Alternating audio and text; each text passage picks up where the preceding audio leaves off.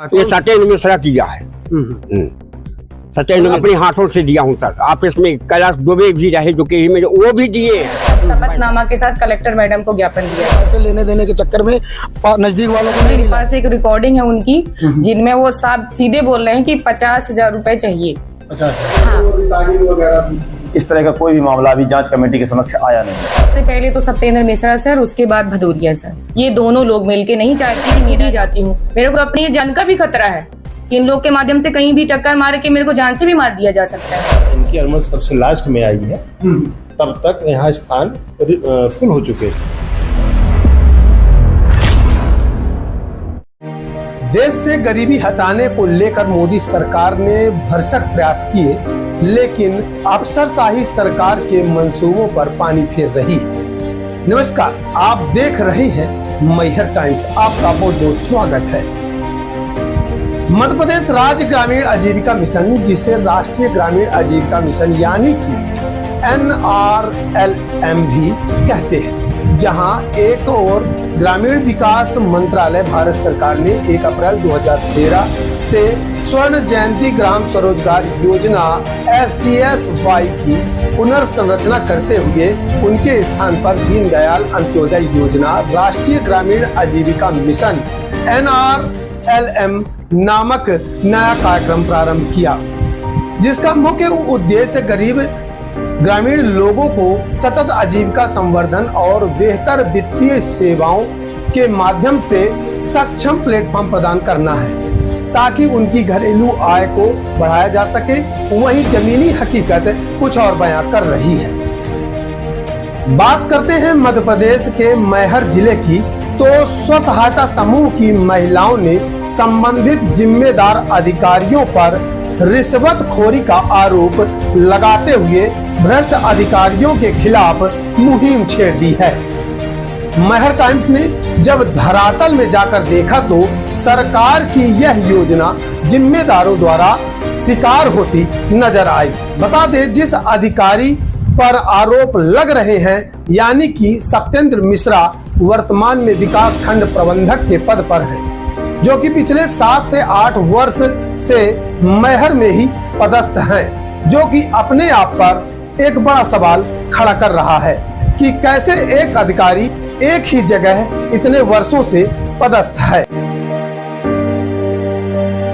मामला मैहर जिले का है, जहां खाद्य नागरिक आपूर्ति एवं उपभोक्ता संरक्षण संचालनालय भोपाल द्वारा दिनांक 16/4/2024 को कलेक्टर के नाम पर पत्र आता है कि रवि विपणन वर्ष 2024-25 में समर्थन मूल्य पर गेहूं उपार्जन हेतु NRLM की पंजीकृत महिला स्व सहायता समूह को ई उपार्जन पोर्टल पर प्रदर्शित करने की अनुमति चाही गई है, जो कि मैहर जिले से गौरी स्व सहायता समूह टिस्किली खुर्द के लिए, जिसका कोड 1012-097, वहीं सतना जिले के लिए संतोषी स्व सहायता समूह एरा सतना, जिसका कोड 1012-016 रहा।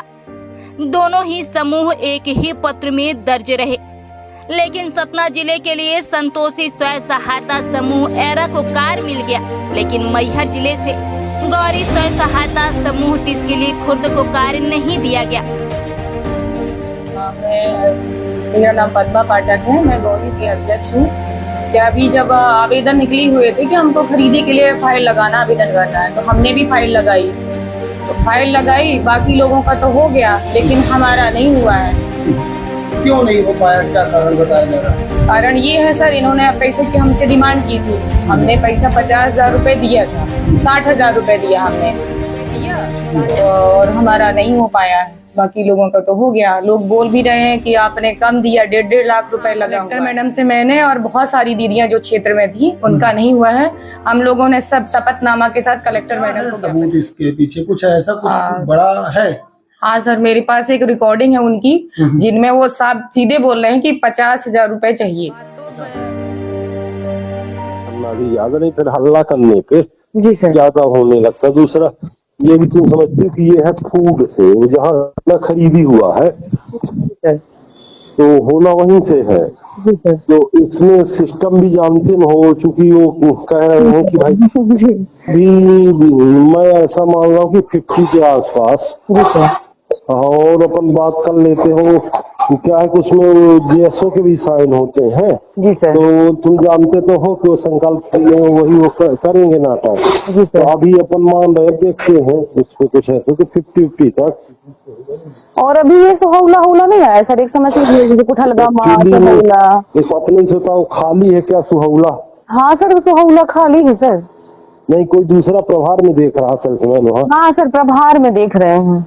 हाँ तो ठीक है, तो ज्यादा होगा तो मैं तुमसे क्या चाहूंगा कि एक मेरे को तुम एप्लीकेशन दे देना मेरे ही नाम पे, जनपद सीओ सर के नाम पे। जी सर। तो उसको हम मार्क कर देंगे कि ये लिख के दो कि वही सर उचित मूल्य की दुकान यहाँ पे खाली है जी, और माने दूसरे जगह से जो भी कि खाली समूह को दिलाने को करे।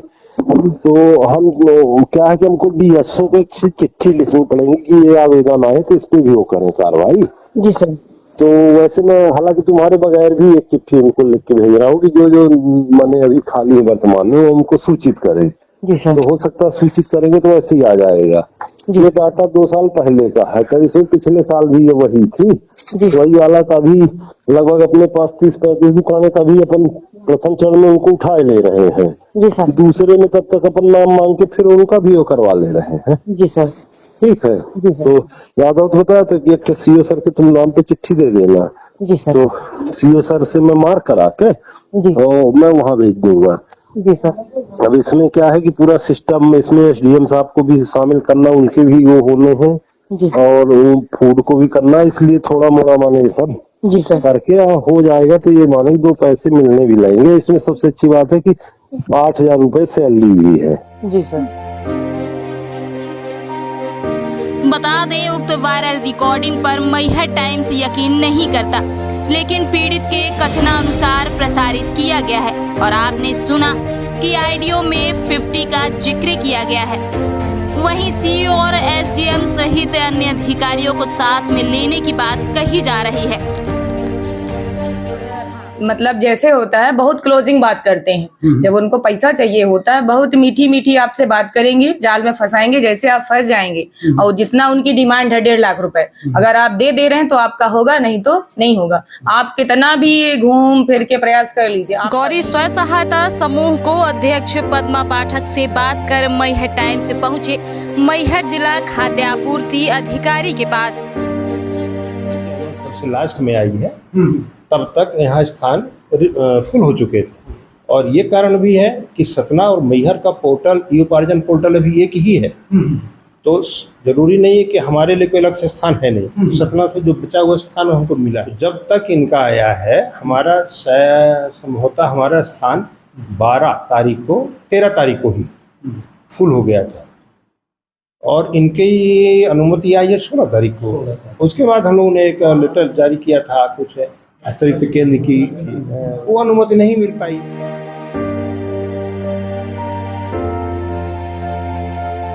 उनका कहना है कि लेटर मेरा बाद में आया, तो 16 तारीख को मेरा लेटर आ गया था। मेरे साथ एक और सतना का था जो लेटर मेरे फोन पे अभी है, तो उनका तो 18 तारीख को स्थापना हो गई, वो चालू हो गया, और मेरा अभी तक क्यों नहीं हुआ है बताइए।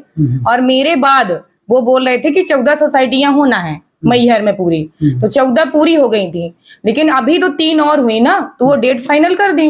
कौन सी डेट में मेरी फाइल जानी थी और नहीं गई, और उनकी मेरे को लेटर दिखा दे, मैं तो उनको लेटर दिखा रही हूँ ना कि 16 तारीख को मेरा नाम आ गया।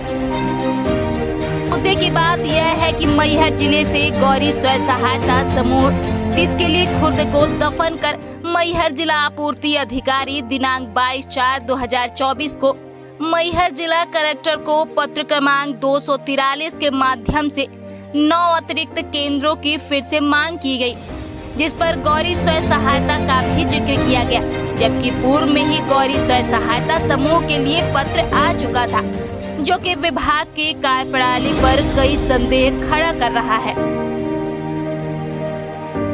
जिसके कारण आपका नहीं हुआ, कौन कौन ऐसे लोग होंगे? सबसे पहले तो सत्येंद्र मिश्रा सर, उसके बाद भदौरिया सर, ये दोनों लोग मिलके नहीं चाहते कि मेरा ना हो। नहीं, आप ये बताइए, जब फाइल यहाँ से जा चुकी थी फाइल पूरी कंप्लीट है। 16 तारीख को वहां से आ भी गया कि आपको पोर्टल में दर्शाना था, उसके बाद क्यों नहीं दर्शाया गया? तो महिलाओं के साथ सरासर अन्याय हो रहा है। मेरी तो सरकार से मंशा है कि समूहों को बंद कर दिया जाए, गरीब महिलाओं के साथ अन्याय मत किया जाए। अगर हमारे पास इतना पैसा होता कि हम 1 लाख 2 लाख रुपए दे सकते, तो हमको सरकार जो बना रही है कि समूह के माध्यम से महिलाएं हमारे आगे बढ़ाएं, तो समूह क्यों है? फिर और भी तो रोजगार के साधन है, हम उनको करके आगे बढ़ सकते हैं। तो कितनी महिलाएं ऐसे प्रताड़ित होंगी? मतलब सारी क्षेत्र की महिलाएं प्रताड़ित है उनसे, कोई बोलना नहीं चाहती है। कोई महिलाएं की आगे आ गई तो उनका भी बोल रहे हैं कि अभी चुनाव हो जाने दीजिए, आपको सीएलएफ अध्यक्ष हूँ मैं, तो अध्यक्षी पद से हटा दूंगा, समूह से हटा दूंगा, ग्राम संगठन से हटा दूंगा, मैं देख लूंगा, मैं मानहानि का दावा ठोकूंगा। ये सब बात मेरे बीच में आ रही, मेरे को डराया धमकाया जा रहा है। और यहाँ तक कि गाड़ी मिली हुई हमको मुख्यमंत्री शिवराज सिंह चौहान के द्वारा, मैं फील्ड पे खुद ही जाती हूँ। मेरे को अपनी जान का भी खतरा है कि इन लोग के माध्यम से कहीं भी टक्कर मार के मेरे को जान से भी मार दिया जा सकता है। यदि आपके साथ न्याय नहीं होता है तो क्या करेंगे? मैं कोर्ट में जाऊंगी और मुख्यमंत्री के पास मैं खुद जाऊंगी स्वयं। मेरे पास मेरे को क्लस्टर अध्यक्ष मेरी दीदियों ने चुना है। जब मैं अपने खुद की लड़ाई नहीं लड़ पाऊंगी तो इनके लिए मैं क्या लड़ूंगी? हाँ, इन्होंने कुछ समझ के ही मेरे को बनाया होगा ना कि मैं इनके लिए कुछ कर सकती हूँ। जब मैं अपने लिए कुछ नहीं कर सकती हूँ तो दीदियों के लिए क्या करूंगी, बताइए। बहुत बहुत धन्यवाद जी, धन्यवाद।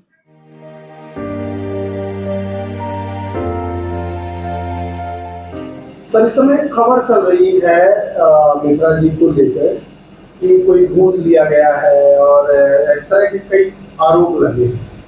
क्या जांच के लिए भी कलेक्टर मैडम ने बोला जांच उसकी चली, क्या है वो मामला? इसमें 2 बिंदु थे। एक तो बिंदु है कि जो उचित मूल्य की दुकान है शासकीय, उसके आवंटन को लेकर के, और दूसरा है जो खरीदी केंद्र हैं उनको लेकर के आरोप लगे थे। कलेक्टर मैम द्वारा 3 सदस्यीय जांच समिति बनाई गई, एडीएम सर, एफडीएम सर और मैं, 3 लोगों की जांच कमेटी है। एक दिन सभी जो शिकायतकर्ता थे और जो आरोपी गण थे सभी के कथन लिए जा चुके हैं, और जो बैंक स्टेटमेंट्स या अन्य कार्रवाइयाँ हैं वो अभी हम बैंकों के साथ कर रहे हैं, और जल्द से जल्द हम जांच प्रतिवेदन कलेक्टर मैम की ओर सबमिट कर देंगे। क्या लगता है सर, अभी तक क्या ऐसा कुछ मिला कि वाकई में कुछ? अब देखिए, इसके लिए थोड़ा सा जांच प्रतिवेदन का इंतजार करिए, जांच प्रतिवेदन जैसे ही आ जाएगा। और जैसे वो रिकॉर्डिंग वगैरह भी, इस तरह का कोई भी मामला अभी जांच कमेटी के समक्ष आया नहीं है।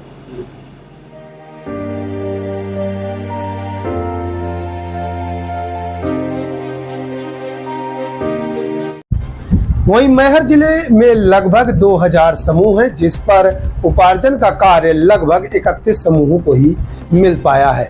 सूत्रों की माने तो मैहर जिले में कई ऐसे समूह हैं जिन पर जिम्मेदार विभाग सारे नियम को दरकिनार करते हुए एक नहीं कई कार्य एक ही समूह को दे दिए गए हैं, जबकि कई पढ़े लिखे समूह हैं जिन पर हजारों महिलाएं आज भी बेरोजगार हैं।